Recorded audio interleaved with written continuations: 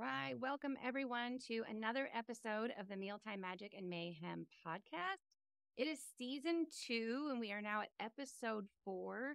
And I'm super excited to bring a really good friend of mine and someone I've worked with off and on for the past year or so. This is Lynette Williams. I'm thrilled to have her joining us today.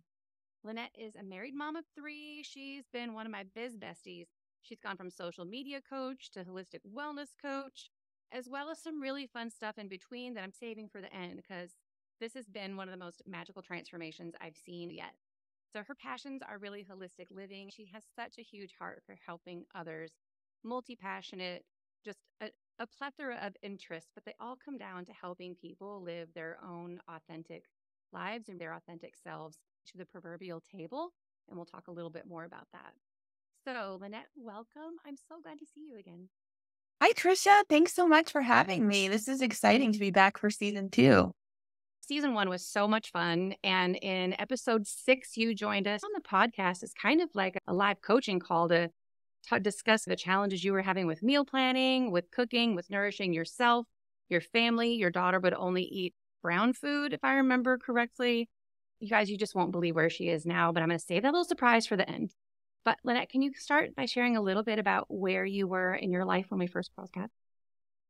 Yeah, sure. So when we first started working together, we were talking a lot about your business and social media coaching. And so that's what I really enjoyed about that first episode where you had me on your podcast, because it was really like putting me in the patient chair and you were the doctor. And I was just pouring my heart out to you and just telling you how hard I struggled off camera, behind the scenes, in my home to keep my family well fed with what I felt was important to me. Most important was that what we were eating was healthy. At the time, we were doing so much takeout, so much eating out at restaurants. And I was just over all of the sodium. I was over all of the preservatives and not knowing what was in the food. And we were dealing with a lot of health issues with digestion with one of my daughters. And it was just a whole thing. And of course, mom guilt. And if any of your listeners can relate to that, I'm sure they know what I'm talking about, that you just feel like no matter what you do, no matter how hard you work, that it's not enough, that you're not good enough, that you're failing in some way. And emotionally, that really takes a toll on you. And when you are feeling that way as a mom, as an individual, it also carries over into your business and it affects everything that you do. And it affects everyone that you come into contact with because you have that in the back of your head that you're this failure and you're just not doing what you were put on this planet to do, right? Like your purpose has somehow gotten away from you. And I was just living inside of my head with those feelings, with those thoughts and all the things. And it just was like a pot boiling over. It just was there simmering for so long and it was about to burst. And then you gave me the opportunity on your podcast to really just lay it all out there. And it was like a therapy session for me because you really called me out on my own BS, which I had been doing for other people when it comes to their mental blocks with business, right? It's easier to do for somebody else and to examine them and see what's going on. So you holding up that mirror for me and showing me where my own mindset traps were the problem became the solution for me because I could take away from that and I could examine that and I could work through it. And that's basically what I've done in the last year, more or less. I don't know what month we recorded that podcast, but maybe Actually, it's a only month. been 6 months. That was Oh, in June or 6 months. July. 6 months. Yeah. I thought it was a little bit longer than that. Yes, with intention and with purpose, time really doesn't have to be your enemy. It really can begin to work for you. It's so incredible to see how far you've come. So I know we've talked a little bit about the podcast, but and even then, you and I talked a lot about you were really bucking the system, so to speak, or those traditional norms where you just had this feeling that I don't want to do this traditional role of cooking for my family. And it was this like deep seated of you were not going to be that.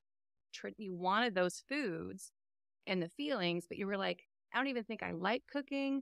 Like, I didn't want to be the mom that's cooking every night. And it was so interesting in that conversation. And so I know we even talked past the podcast.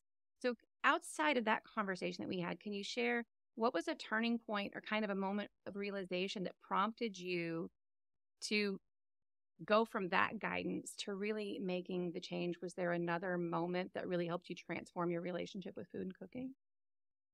Yeah, it was really digging deeper into that resistance that I had and why was I so resistant? And I realized that it went way back to my childhood, which people are listening probably thinking, what the heck does childhood trauma or how you grew up have anything to do with now? But it does. We carry our inner child with us through life, right? And so going back and examining why I was resistant to that role today as a mom, I had to go back to my own relationship with my mom, my childhood and all the things, and go back through that and really just let those feelings come up, work through those emotions, work through those exact same mindset traps that you had pointed out to me that I was falling victim to, right? And just reclaiming my own free will and my own mindset and just owning that how my behavior up to this point 6 months ago was reflecting my old mindset.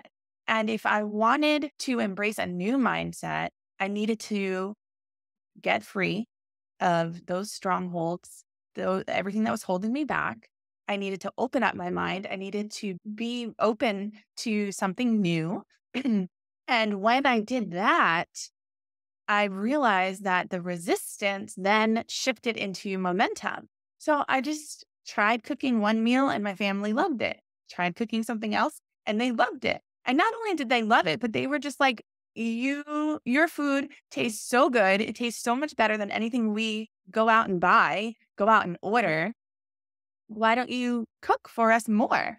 And I realized that for so long, that's what I was missing was that the gratification and the verbal affirmation. And my love language is definitely words of affirmation. And so my family was just like feeding me over and over again. And I was like, why have I been pushing this away for so long? So it just opened the door just a little bit.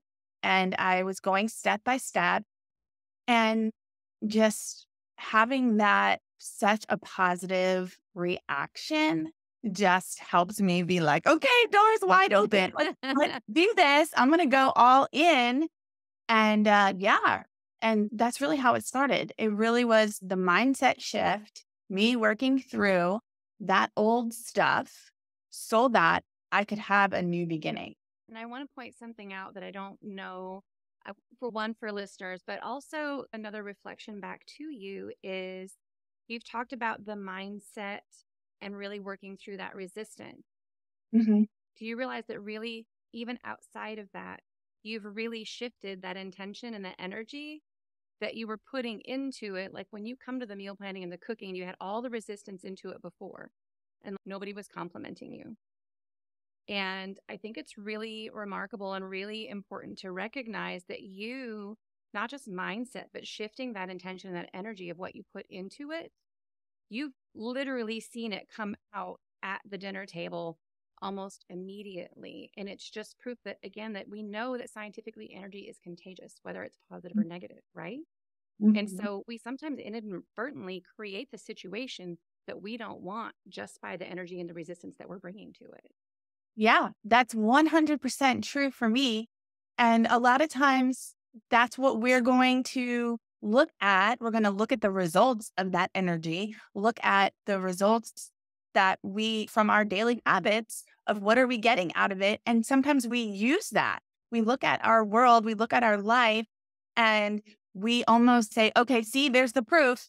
I'm not good at it. See, there's the proof. It's so hard. And it's just, it doesn't have to be that way though. It's like you said, where are we putting all of our energy? Where are we putting all of our focus? And if we do the work, I'm not saying that it was easy because it wasn't easy, but it was simple. It really was simple. I took a little bit of time. I sat down with myself, by myself, right? Thought back through those things, worked through them, really, like you said, shifted my intentions, shifted them and wrote them down. No, what do I actually want? Okay, cool. is there anything to resist here in my list of wants? No. And there's not going to be, because when it's something that you want, the resistance is naturally not going to be there. But that shift from resistance to momentum is so real and it's so powerful, but it does require purpose and intention to shift your focus. And that's really what mindset work is. It's shifting your focus and getting into alignment with what you actually want instead of constantly convincing yourself that what you have is somehow the end all be all. Because really what you have and what in your physical world is just a result of your intention, your purpose, and your focus and what you're giving to the world. So and I've also shifted how I speak in terms of being a little bit more gentle with myself too, right? Because I tend to be very black and white. And so I can glean from that. I can glean from like harsh, extreme, like just power speakers that just really just are cutthroat. I can benefit from that, but I benefit even more from that same truth being said in love. So for example, I used to really live by this motto, you have the life you want, right? But it's harsh because people can hear that and say, but I don't have the life that I want. I have all this proof of why it's hard, right? Like we've already talked about, but it's certainly not what I want. So now I say, I can, and you can have the life that you want. You can fill in the blank that you want. And just adding that one small 3-letter word can is where all the magic happens. Because the first thing that you need to do is accept the responsibility for why you are where you are, but also realize that you are the one that's in control and you can change it. You're absolutely right. And when it comes to feeding a family, I think it's another, but we don't always, even after we make this mindset shift and we make this transformation, let me be clear, it is not all sunshine and rainbows, and we don't get it right 100% of the time. We do not.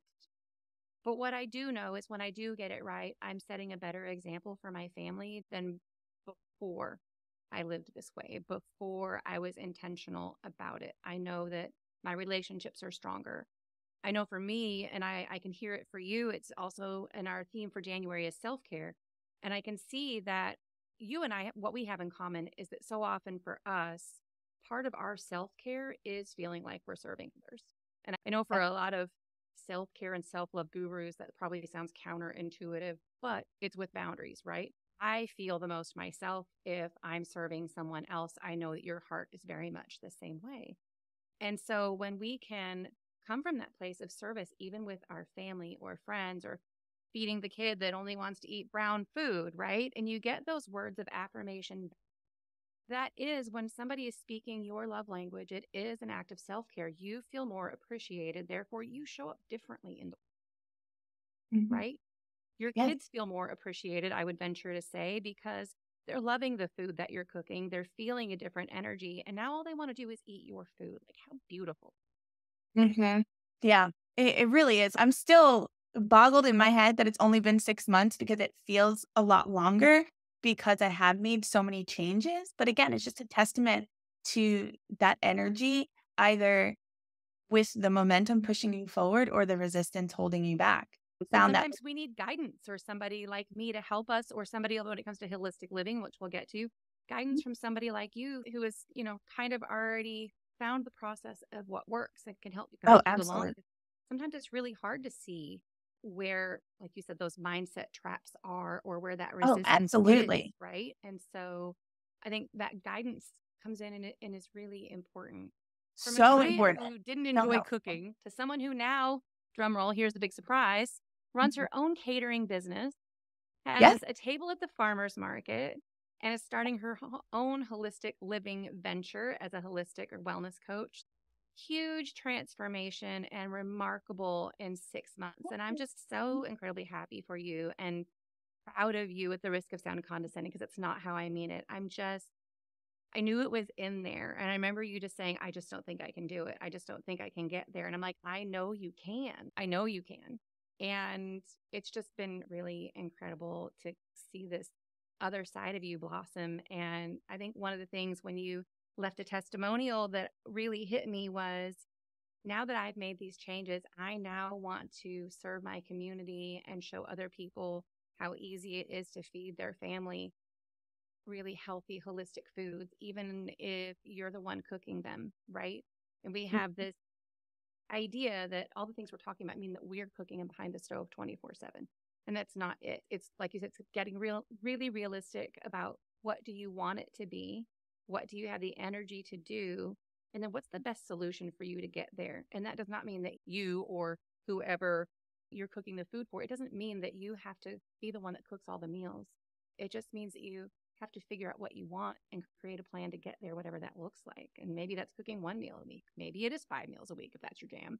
Maybe it's starting a catering business. Like, it's just, there's so many, we have these preconceived notions of what meal planning and cooking. And when we hear the words family dinner or mealtime, I think we have a lot of preconceived notions about what that's supposed to look like, whether it's from TV or, like you said, our childhood. So cool. Yes. Yes. So cool. I usually ask a table topics question. And before we get into what you're doing these days, I'm going to ask your table topics question now because I think it's appropriate right here. Okay. Through this journey, what are your most treasured family recipes? Oh, my most treasured family recipes. When I was growing up, so again, this goes back to when I sat with myself and I was like, okay, where did this resistance come from? What has happened along the way that broke me? Right. I reflected on the two different experiences I had as a child with cooking, the positive and the negative. So the positive was definitely cooking with my grandmother. She was so patient. She was so gentle, and just her love and her passion for cooking was infectious. As you said, the energy carried over. So she just poured all of that energy onto me. And I just have fond memories of spending hours with her during the summers and after school, cooking and cooking all different things. And she is very old school. So everything she made was from scratch. So I would say what I enjoy now, I think that's a big part of why I enjoy cooking from scratch too, is because that's how she taught me in love. And we just have so many fun memories of doing that together. And and there's a lot of different recipes, but definitely desserts because she loved her sweets. So definitely like rice pudding and vanilla custard, those types of things that are sweet, but still we made it from scratch. So that was always good. Moving over to more of the savory, she made delicious like stews with collard greens and different meats and stuff. And I've yet to get my family to just eat. I want a bowl of collard. So don't think that I'm like working magic because they're not there yet. But I enjoy them. I would totally eat them up. And I will say for New Year's, actually, one of the side dishes we had was just a simple sweet potato and butternut squash. We just chopped it up, put a little bit of brown sugar and cinnamon on top of it. And it was delicious. And everybody had some. And so they'll get there. You just got to ease them into it. And then my family, they really enjoy the pastas and the breads. And so their favorites are like the lasagna and the chicken parmesan, those types of meals, macaroni and cheese, obviously, what child doesn't like that? So yeah, we've got a lot of that going on. I pretty much bake a loaf of fresh homemade bread every day. And when it comes out of the oven, they are eating it up. It doesn't even have time to cool down because they've already eaten through it. It's just, did I even make bread? It's only 20 minutes in the oven, but it's 2 hours to rise and prep. So it's like one of those, and it's gone in 5 minutes. I'm like, okay, what's time? I'll get a piece tomorrow, maybe. And that like usually does not happen. Or I'll get the ends.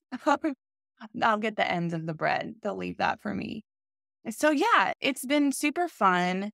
And we enjoy a lot of different things, but I've definitely been focusing on what they will eat and what they want. So a lot of times I will go grocery shopping and get the staples because as Tricia was saying, simplicity is key. I think a lot of times when you start something new and you don't have a lot of confidence, I don't know if your audience is going to be like me with this, but I have seen this personality quirk in myself time and time again, that when imposter syndrome rears its ugly head and it's something that I'm new and unfamiliar with, I almost feel, because I've already convinced myself that it's going to be hard, I will pick hard things.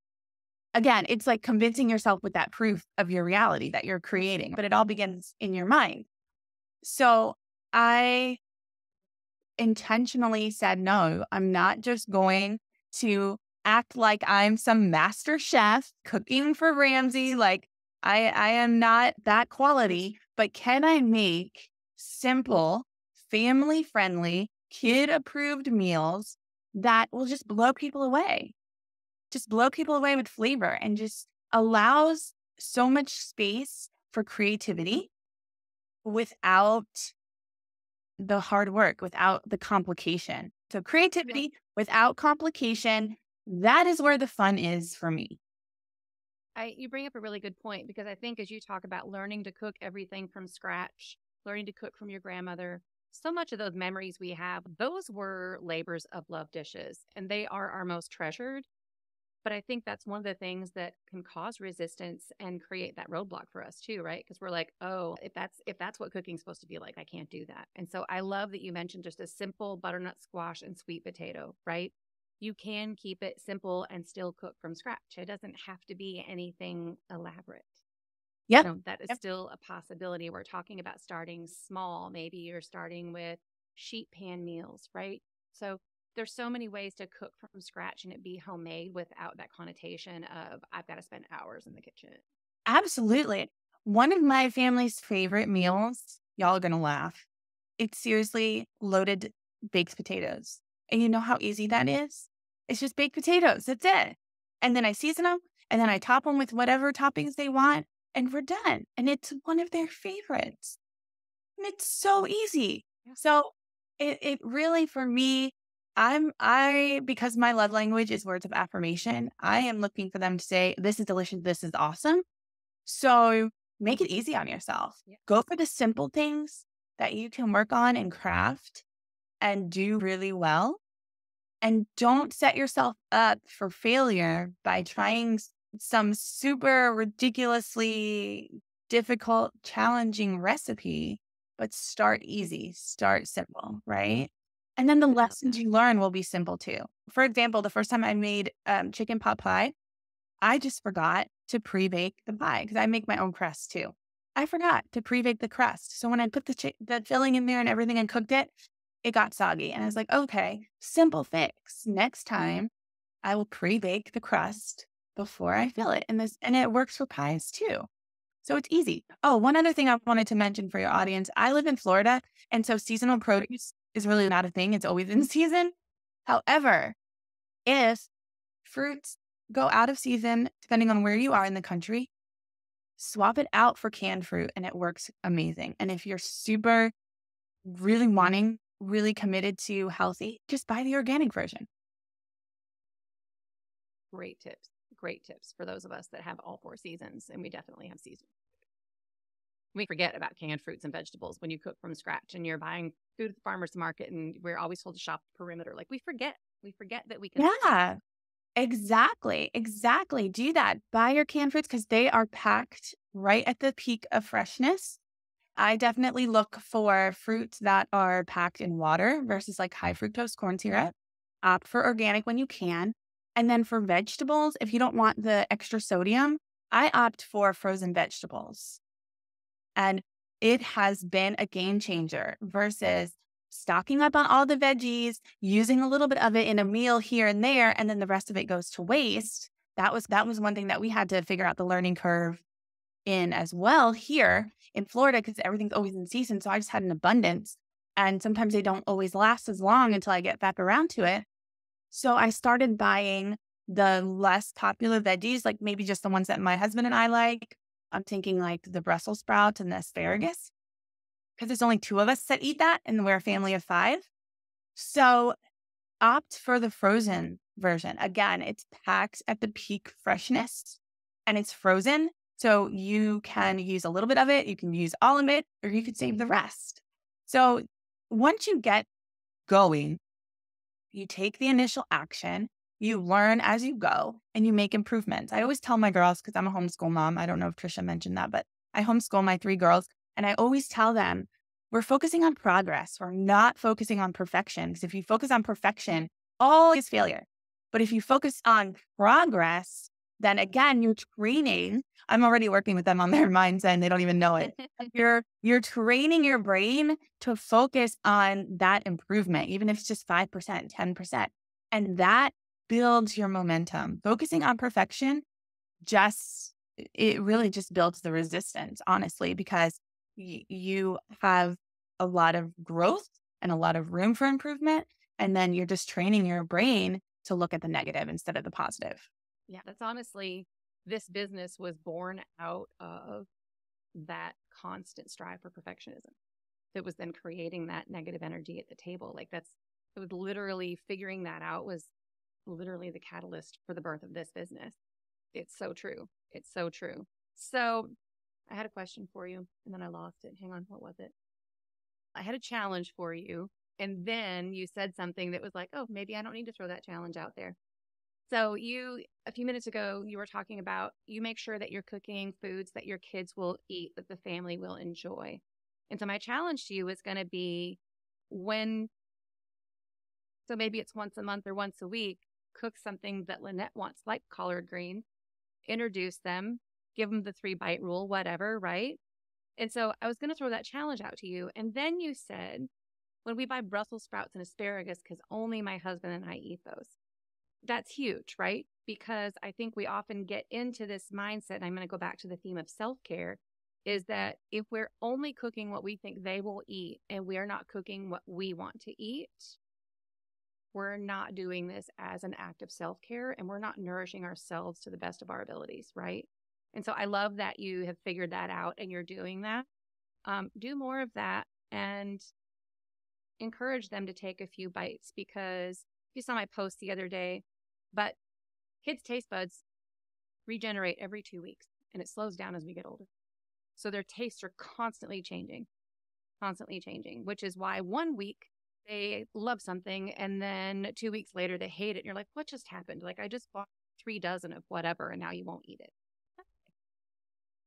So continuing to try the collard greens, the Brussels sprouts, the asparagus, cooked in different ways over and over again. If you're not doing that, would be my only next challenge, because I feel like you got the rest of it figured out.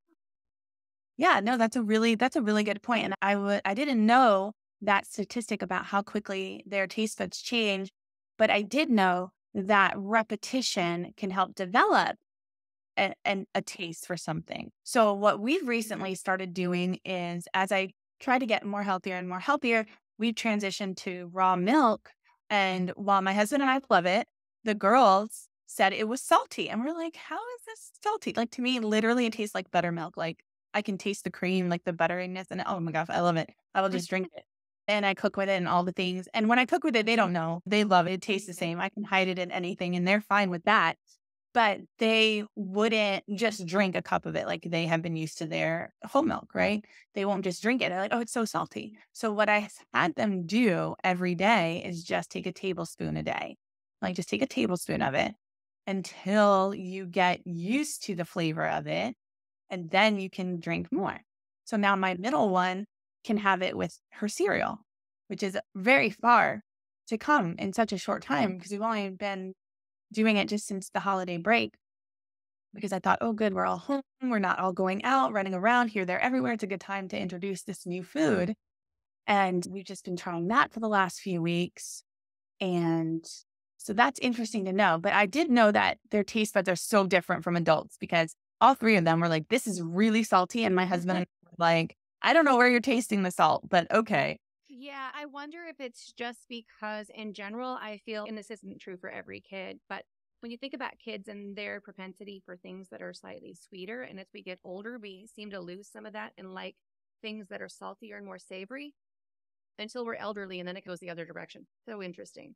But I wonder, when I think about whole milk and I think about milk I buy in the store and it's processed milk, let's be honest, it is sweet. And so if that's what they're used to, then go to that raw, unprocessed, I can see how, while to you it wouldn't taste salty, to them it could be very drastically different. Yeah. I mean, it is. It will tell you it tastes so different. And it is different, but I just like it. I liked it from the first sip. But when I first started drinking seltzer water, and it's flavored, I didn't just love it, right? It took me I think a case is like 8 cans. So maybe like the first 8 cans, I drank 2/3, 3/4 of it. And then I was just like, I'm done with this. But I kept going through them, right? So the first case and then the second case. By the time I was done with the second case, now I'm like addicted. Like I could have 2, 3, 4, 5. I have to limit how much seltzer water I drink because now that I'm used to the flavor, I will just drink them. It's so true. It's so true. I think that's how I ended up liking red wine. Honestly. Right in now. It's your best friend. That's hilarious. All right. So before we switch gears, what words of encouragement or advice would you offer our listeners who might be in a similar place to where you once were, feeling overwhelmed and unsure about their mealtime routines? And I know you've talked a lot about the mindset and really reflecting, but like just a couple of one or two small actions that you would recommend to our listeners that's coming from somebody who's been through it versus me versus this is what I do all day. Yeah, yeah, totally. Aside from my passion for helping others and really serving and giving back, I need to be having fun in everything that I do. And I find volunteering fun. I'm going to go volunteer at my church tomorrow morning. And they're like, we start early. And I'm like, great. I'll have coffee. I'll bring some breakfast for everybody. Like, it's going to be fun. That's how I go into everything. So find your inner motivation, right? And then my recommendation, because I like to have fun, it would be start with your favorites. Like what's your favorite meal? What's your favorite dessert? What are you at the end of it when you've created this meal, this dessert, something physical that you can actually eat and enjoy? What's going to make you the happiest to consume? And I think going through the process of the labor, but laboring in something that you love, laboring in something that at the end of it, I'm going to enjoy this. I'm going to get to eat this. And I love this particular food, this particular dessert. I think that's going to feed that positive mindset, really give you some of all those good, happy hormones. And you're going to carry that with you to the next day or maybe even the next week, however long it takes until you feel motivated again to try something, right? Oh, I don't know, like your macaroni and cheese came out so good. Next week, you want to try something else that's your favorite, right? Or a dessert. The first time I baked apple pie for my daughter, she absolutely fell in love with it. And now she requests it like all the time. Like, Mom, I want apple pie. I want apple pie. I want apple pie. Okay, fine. So let it grow organically.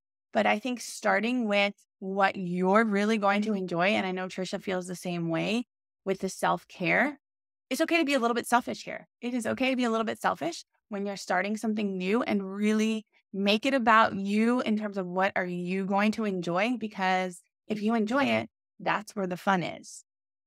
So we're going to shift gears a little bit. You're embarking on a journey to share your own approach to holistic living. So tell us a little bit more about what you have in mind and what you're thinking about building. I know it's in its infancy, but I know you've got, some vision in there.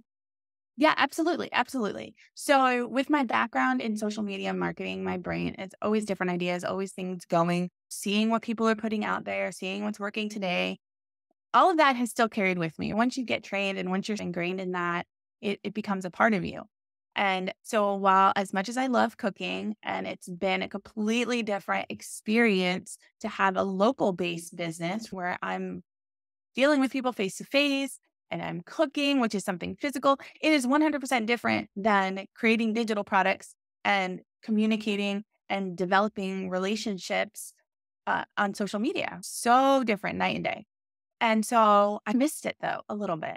So I wanted to come back to social media, but not have it all be about social media, using social media as a tool, not as the tool that I was selling. So making that shift, I thought to myself, what am I most passionate about? What am I going to show up and talk about? So I personally have lived a holistic lifestyle for many years now. It started way back when I was married and we were trying to get pregnant.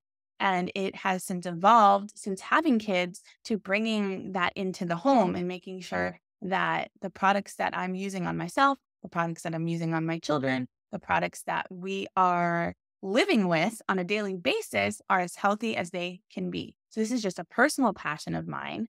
And it seemed the most fitting to talk about because it is who I am and it's how I live and it's what I do. So it just felt like this is the right time with everything going on in the world. So there's just so much sickness. I was looking at some crazy, scary statistics about people's health, right? With diabetes and obesity and so many things that can be addressed with natural remedies, right? And I'm just so passionate about this because oftentimes there's unwanted side effects from traditional medicines and drugs and things like that that can cause symptoms and can cause ailments that you didn't have previously and that you certainly don't want to be dealing with now, but it's a result of, it's a side effect, and those things can happen. So it just felt like the right time. It just felt like the right time. And it's definitely, like I said, who I am and what I'm passionate about and how I live. So branding is really easy when it comes to that because it's me, right? It's just me. And this is how I do. And this is what I do. So for now, I'm just having the conversation. I'm just sharing with people, gauging some interest, finding out, what do you want to learn more about? And also, where does your resistance lie? That's so important. It's so important for any business owner to understand their audience and understand their audience's struggles, right? So where does your own resistance lie? Is it in the cost of swapping out the alternatives?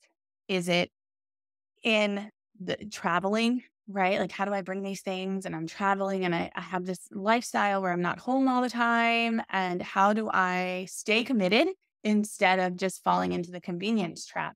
That's a big one. Or is it like DIY, right? Like maybe you want to do it yourself to save money, but the thought of having to make everything is just, you're just like, no, I have no desire. So it's meeting your audience where they are and learning more about them, learning where their individual resistance is, and speaking to that in the beginning. So right now I'm having the conversation. I'm in that phase of like conversation, creating content, seeing where people lie with their interests and with their resistance. I'm going to start small, putting out some ebooks on Amazon, talking about specific topics based on the resistance, probably a book for here's how to travel and here's different containers to take and products that can go through the airport security and the sizes and different ingredients that won't be destroyed by the x-ray machine. Lots of things to take into consideration when you're traveling with those. I have been there, done that. So that definitely I could see being a book.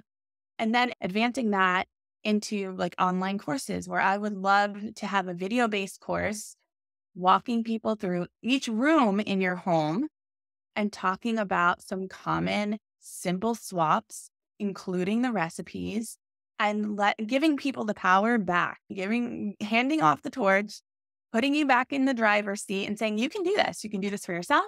You can do this for your family. You can do this for your pets, your furry friends too. They could definitely thrive from this type of support. And then eventually I would love to be able to do one-to-one consulting, even traveling if you're local or maybe even not local. If you pay for it, I'll get on a plane. I know how to do that with all my stuff. I'll bring all my stuff and I'll just come and hang out with you and help you, literally help you make these changes, swap things out, show you how to put the recipes together, let you experience it and see it and smell it and touch it and hold it and do all the things. Sometimes people just literally just need a little bit of extra hand holding and that one-on-one connection. And I'm so fine with that too. So just taking it wherever it goes as it grows, fantastic, one step at a time.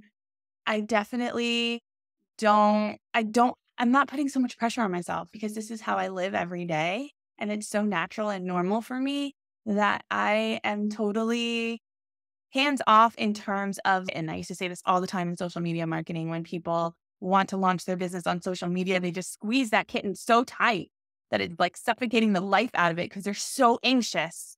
And they're just like, oh my gosh, I need to make $10,000 this month. And oh my gosh, I need to grow my email list by 1,000 people every 30 days.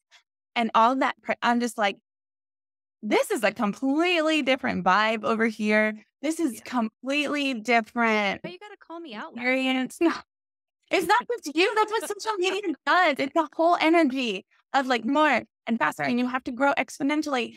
And let me tell you, the groups that I enjoy spending the most time with on Facebook are the homesteader groups. And I laugh and I joke, but I'm also being serious that I think I enjoy it so much. And I think the people are so nice in there because we're not full of toxic chemicals and we're living off the land. So we're all grounded and we're all eating healthy and we're all taking care of ourselves.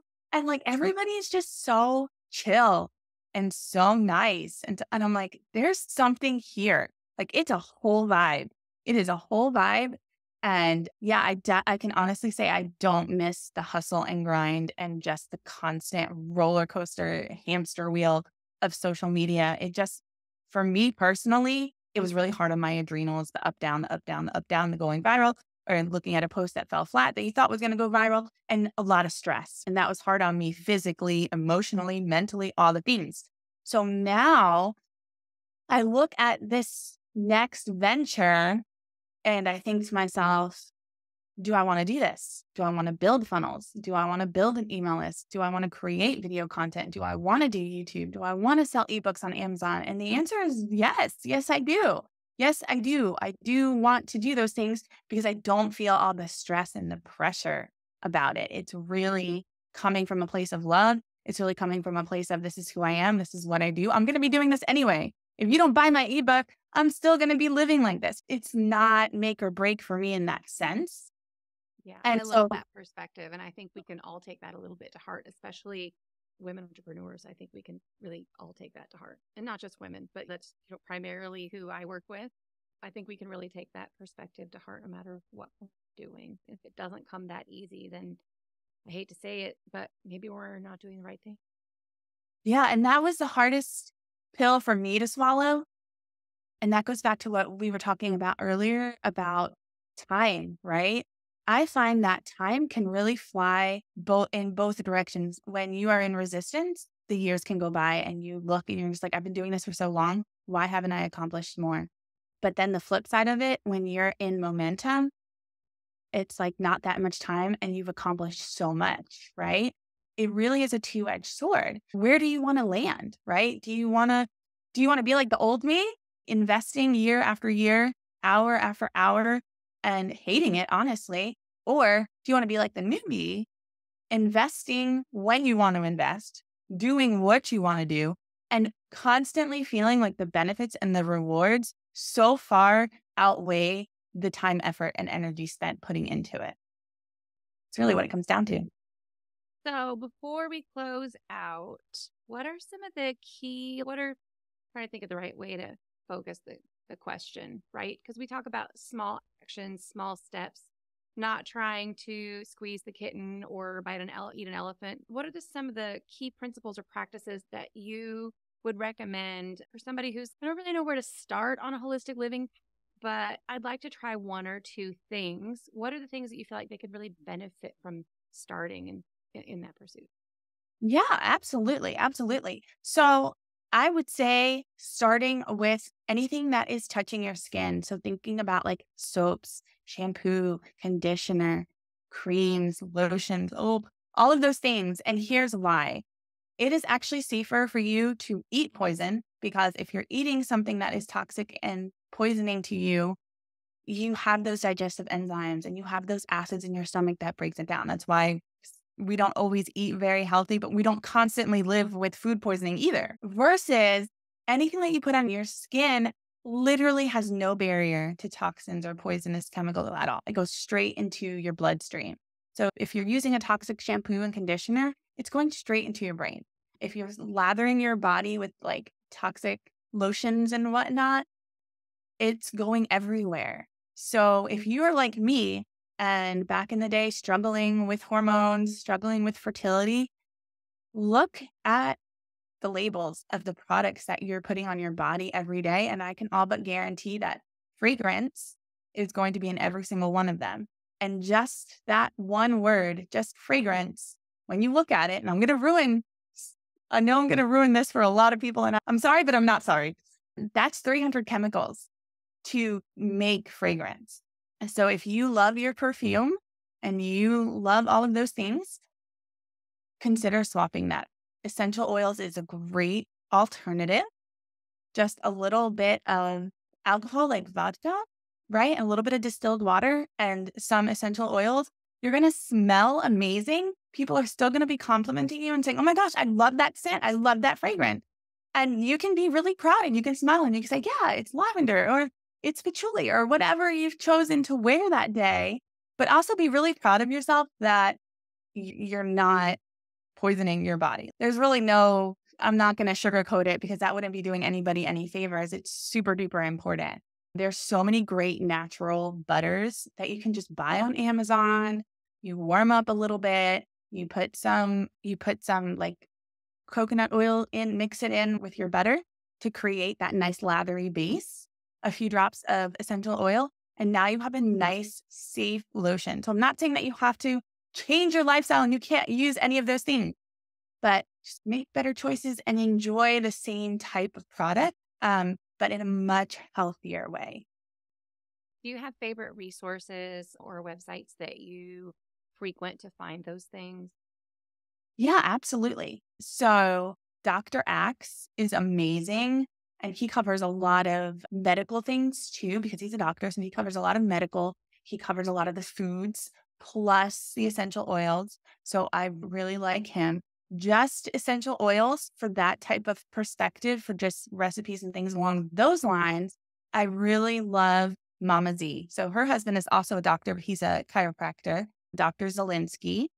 And so Mama Z is his wife, and she literally her whole thing is essential oils. That's what their whole brand is. So I follow them and they taught me a lot about essential oil safety and so many recipes for everything that you can imagine. You can do it with essential oils. She's who I learned about the different types of natural butters. So if you're somebody that just loves the skincare stuff, you can't go wrong with just a basic sugar scrub. That's really all you need. Sugar scrub with a little bit of honey and coconut oil afterwards, your skin will thank you and you will glow and you will look amazing, but you're going to feel amazing too. You're going to feel amazing. So, for our listeners who are really curious and intrigued by what you've got going on, what's the best way for them to connect with you and learn more about this venture that you're beginning? Yeah. So just connect with me on Facebook. I think, and I didn't pull it up before I got on here and I should have, but I think, or I guess I can look on my phone real quick because I don't want to mess it up. We can always drop the link in the show notes too. Okay, perfect. Okay, perfect. Because I believe that it is Holistic Homeschool Mama, Facebook.com. Yes, it is.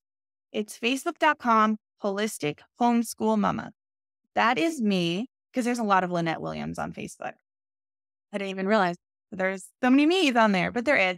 So I'm Holistic Homeschool Mama on Facebook. You will find me, connect with me, send me a DM. I used to be in the social media world, so I know all about that. It's all fine. Message me. It's all good. I'd love to hear from you. I would love to hear your questions. I would love to hear your response and your reaction to this amazing podcast video. I'm super thankful to Tricia for having me on here, not once, but twice. The first time for a therapy session, the second time to really highlight just the power, as she said, the power of guidance, the power of having somebody speak life into you and over you in an area where you are really feeling like you're struggling and you're really feeling like you're failing. There's nothing like it. There's just nothing like it.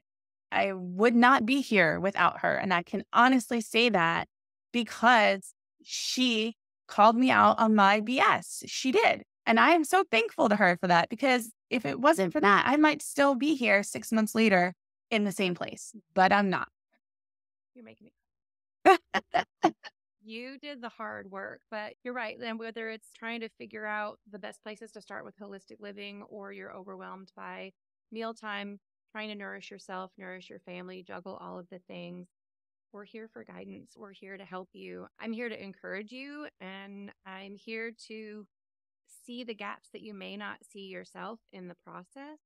And I'm not going to do it for you. Like, this isn't done for you, right? This is done with you to really create those personalized processes, the things that work for your family, your schedule. And in my new program, the Nourish Life Blueprint, we're using a combination of that intuition my years of cooking experience, raising 2 kids, working a full-time job. So a lot of my life experience.